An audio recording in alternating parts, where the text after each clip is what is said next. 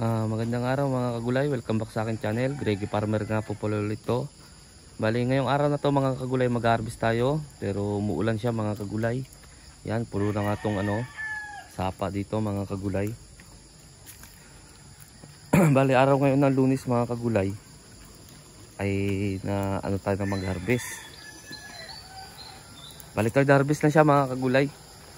Puntahan natin doon. Wala pa yung mag-harvest mga kagulay. Tignan yung panahon dito sa amin. Tuloy-tuloy na naman yung ulan mga kagulay.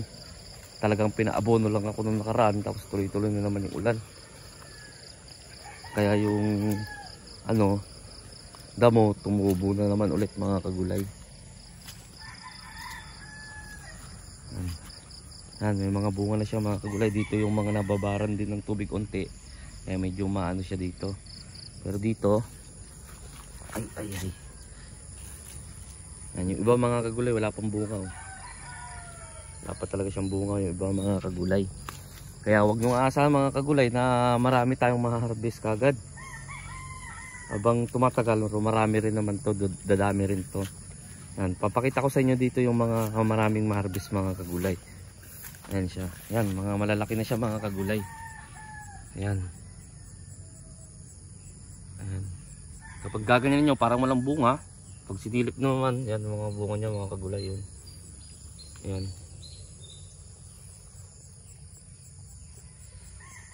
Parang maliliit pa siya pero hanggang balikat ko na to mga kagulay.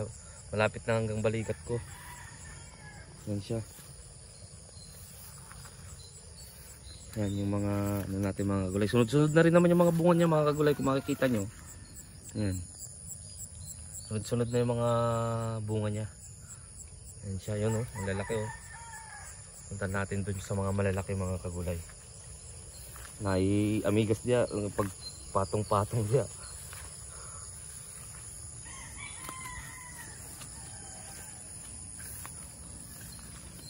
Yan siya. Dito. Yan, sunod-sunod na yung mga bunga niya dito mga kagulay. Yan Yan. Bali mamaya, papakita ko sa inyo mga kagulay. Sunod-sunod na yung mga bunga niya mga kagulay. Ayan na siya. Yan. Mga malalaki na siya mga kagulay. Ayan. Yan. Dito halos tatlo yung makukuha dito mga kagulay. Yung iba wala talaga makukuha mga kagulay. Yan Kaya sabi ko nga sa inyo kanina, hindi pa to karamihan. Mga pang-anim siguro. Mga ganun. Kasi pangatlo to, mga pang-5, pang-6 siguro yun. Medyo marami-rami na. Sa update ko kayo mga kagulay mamaya kung ilang kilo lahat ng ma-harvest. Kasi doon sa kabila wala talaga ma-harvest doon sa mga kagulay. Nung pinakita ko sa inyo nung nakaraan, wala talaga ma-harvest doon sa kabila. Dito lang medyo marami. Dito. Kaya sunod-sunod yung mga bunga niya mga kagulay. Ayan. Ayan. Ayan. Tapos may mga bulaklak pa siya mga kagulay. Ayan siya. Kumbaga nagagaya na naman yung sa akin dati, kagaya sa akin dati sa 4-5 ko yan Nakakatuwa lang siyang tingnan mga gulay. Although mayroon yung baliko, hindi maiwasan talaga yun. Ayun Ayan. So update ko na lang kayo mamaya mga kagulay kung ilang kilong ma-harvest natin dito sa third harvest natin mga kagulay. Ay kasi wala pa naman mamaya pa harvestin to kasi maano pa dito sa amin. Alas 5 pa lang mga kagulay. Mamaya na lang mga kagulay. Hello mga kagulay. Ito nga na-harvest na nila mga kagulay. Kung makikita nyo marami pa rin na naiwan. Kahit pa paano mga kagulay marami pa rin siya naiwan. Ibig sabihin marami pa rin ma-harvest. Marami na rin ma-harvest sa susunod mga kagulay. Ayan siya. Marami na siya naiwan mga kagulay. Ayan. Ayan yung tagahakot natin mga kagulay. Pipi siya mga kagulay. Kahit ibig sabihin pipi hindi rin makarinig mga kagulay. Mga kagulay, tawa siya mga kagulay. Ayan yung tagahakot nating isa. Bali tapos na dito mga kagulay. Doon talaga sa kabila wala talaga makukuha muna doon mga kagulay. Dito lang talaga muna. Tapos sa banda dyan unti lang makukuha mga kagulay. Ito yung nakakot na nga niya. Papakita ko rin yung nakakot na doon mga kagulay para makita nyo rin. Kasi baka hindi ko na magawan ng vlog mamaya kasi siyempre busy na. Tapos tingnan yung dito maambon-ambon pa nga. Bali dalawa lang nag-harvest dito mga gulay, yung asawa ko lang at saka asawa ni JR, yung may-ari dyan ng bahay, yung katiwala nung mismong may-ari dito sa lupa mga kagulay. Sila lang dalawa, yung asawa ko at saka yung asawa niya mga kagulay. Yan, mapapansin nyo, nakakot na nila. Ayan o, nilalagay lang dyan. Wala pa kasing panghakot na yung tawag doon, bukag kung tawagin dito sa sa Mindanao mga kagulay. Kumbaga sa Ilocano naman, alula. Wala pang mga gulay, kaya nandiyan pa lang oh. Nandiyan, lagay lang diyan to sa hakotin nila mga kagulay. Yan sa. Papakita ko na sa inyo mga kagulay, pero hindi ko na masasabi kung ilang kilo, gawa nga ng baka mabisi ako mamaya, kasi kahit papaano doon sa may ampalaya, may tanim kami doon. Yung nga kahit inulan siya, tinatalian ko siya pa gapang tataas, pero siya na ano ba tawag dito sa Tagalog? Kumbaga dito nasaot ba yun? Tawag dito sa kanila yung yung hindi siya lumaki, gawa ng nababad siya sa tubig doon mga gulay, gawa na hindi nagawa ng kanal doon.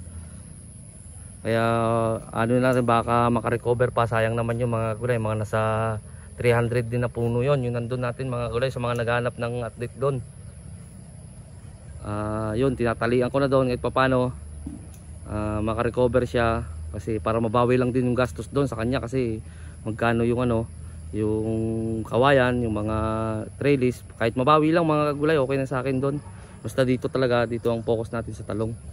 Ayan mga kagulay. So papakita ko na sa inyo yung nahangkot na doon. Marami-rami na rin mga kagulay, baka tansya ko kapag matapos to, baka mga nasa 300 na mga kagulay. Pangatlong harvest. Kaya nga sabi ko kanina, wag muna kayong umasa na marami akong ma-harvest mga kagulay, kasi pangatlo pa lang. At saka hindi pa lahat talaga ma-harvestan mga kagulay. Yan, putik-putik dito mga kagulay. Yan, papakita ko sa inyo. Tapos yun nga, naipakita ko na sa inyo, nandiyan pa lang sila mga kagulay. Wala pa dun.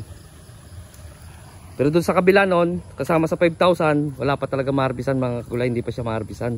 Kasi nga nahuli yun, yung nakukwento ko, yung nung mga nakaabang sa mga vlog ko, alam nila yon na kumuha ko ng ng mga nasa 1,000 plus na na puno.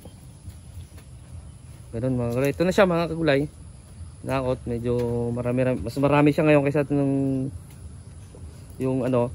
nung nakaraan, kasi yung nakaraan 100 plus. Nakaraan ngayon. Tapos ngayon mga kagulay, meron pa rin yung meron pa rin yung inanuan ng ng mabait. Ayan mga sumasayad kasi mga kagulay. Siya, medyo madami-dami na siya. Tansya ko to, nasa 100 na to, mga nasa 150 na to mga kagulay. Ayan. Tapos meron pa yung nahakot, meron pa rin ina-harvest mga kagulay. Salamat sa Panginoon at meron tayong ma-harvest mga kagulay. Kahit ganitong inulan-ulan tayo, kahit di tayo makapag-abono kung minsan, dinadali lang natin ng pulyar muna mga kagulay, katulad nito ngayon mga kagulay. Kapag nito, pag talagang tumigil yung ulan, kahit na hindi umulan sa mga gulay, titirahan ko to ng fungicide mga kagulay. Napaka-importante talaga ng fungicide sa ating mga halaman para hindi siya kung mapapansin nyo, wala pa rin naman siya tama ng mga kasi green na green pa rin siya mga kagulay, wala naman siyang tama ng anumang insekto. Ito nga lang, itong ganito lang, asa na yun, yung may mga kagulay, yung may ng mabait, kasi marami dyan, madamo nga. Kaya nga dapat yan, nung nakaraan nga naka-schedule na iga-grass cutter, kaso bigla na naman inulan mga gulay. Pwede man siyang grass cutterin, kaso lang kailangan kapag nag-grass cutter talaga mga gulay, pagkatapos kagad ng grass cutter, spray ng fungicide, kasi yung talsik nga ng mga damo, hindi natin alam kung may siya, may pangalan nito, may punggos. Kaya hindi rin ako sumugal na mag-grass cutter kagad mga kagulay. So yung mga kagulay, hindi ko na may update sa inyo mamaya kung ilang kilo talaga. Sa susunod ko na lang may update sa inyo, pero hindi ko na may papakita sa inyo na naka-plastic na, kasi mabibisi nga kami, kasi doon pa sa babalagan pa yung sitaw doon. Kailangan na rin balagan mga kagulay, gawa ng tumubo na. Kaya dito ko na rin tatapusin to. At least naipakita ko naman sa inyo. Yan, yung mga magtatalong, alam naman nila siguro yan kung ilang kilo yung ganyan. Naman nila yan kagad, ma-estimate nila kung ilang kilong ganyan kadami na umbok mga kagulay. So maraming salamat sa inyo mga gulay. Sa bago pa lang sa munting channel ko, huwag niyong kalimutang mag-subscribe at i-click niyo na rin po yung notification bell para updated kayo lagi sa gagawin kong video tungkol dito sa pagtatanim ko ng gulay dito sa sitaw, sampalaya. Update ko kayo doon sa sampalaya kahit na gano'n na ano yon na ulan-ulanan siya, nabaan siya unti. Update ko pa rin kayo doon mga kagulay. Maraming salamat po sa inyong lahat. God bless po sa ating lahat mga kagulay.